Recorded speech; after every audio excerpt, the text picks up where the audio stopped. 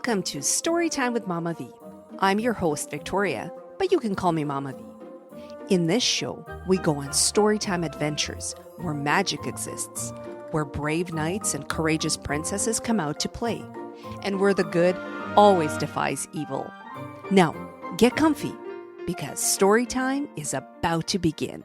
Hello and welcome to another episode of Storytime with Mama V. Today, we are reading The Tale of Tom Kitten. Once upon a time, there were 3 little kittens, and their names were Mittens, Tom Kitten, and Moppet. They had cute little fur coats, and they liked playing outside in the dust. One day, their mother, Mrs. Tabitha Twitchit, was expecting some friends to come over for tea, so she gathered the kittens indoors to wash and dress them before their guests arrived. First, she scrubbed their faces. Scrub, scrub, scrub, scrub, scrub. Then she brushed their fur. Brush, brush, brush. Then she combed their tails and whiskers. Tom Kitten was very naughty, and he scratched his mother.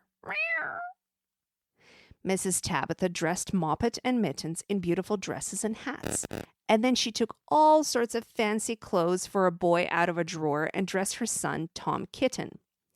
Tom Kitten has grown since the last time he had tried on these clothes, and a few buttons of his shirt burst off. His mother sewed them back on again.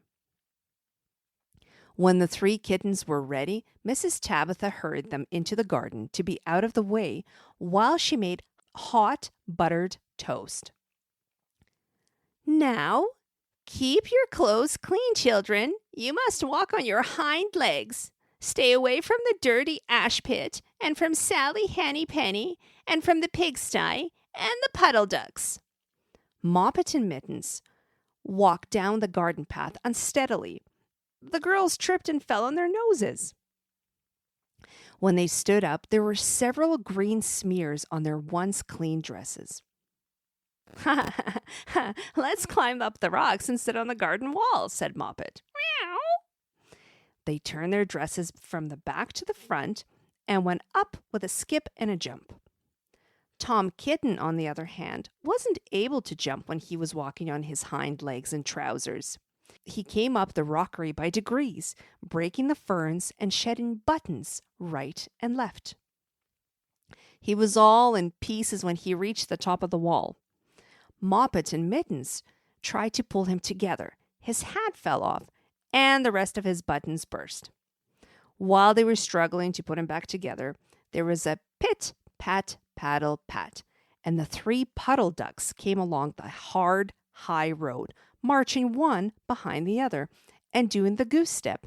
Pit, pat, paddle, pat. Pit, pat, waddle, pat. They stopped and stood in a row and stared up at the kittens. They had very small eyes and looked surprised. Then the 2 ducks, Rebecca and Jemima Puddle Duck, picked up the hats that the kittens dropped on the ground and put them on. Mittens laughed so much that she fell off the wall.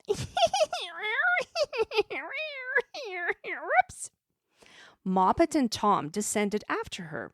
The rest of Tom's clothes came off on the way down. "Come, Mr. Drake Puddle Duck," said Moppet. "Come and help us to dress him. Come and button up Tom."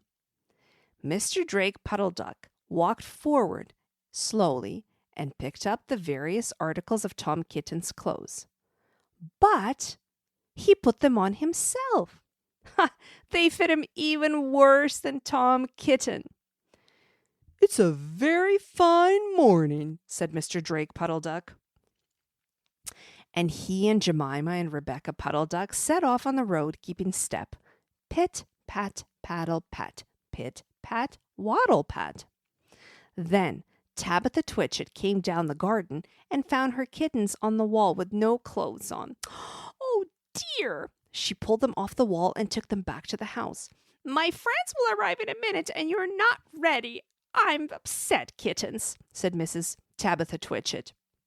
She sent them upstairs, and I'm sorry to say that she had to tell her friends that her kittens were in bed with the measles, which of course was not true. Quite the opposite. The kittens were not in bed, not in the least.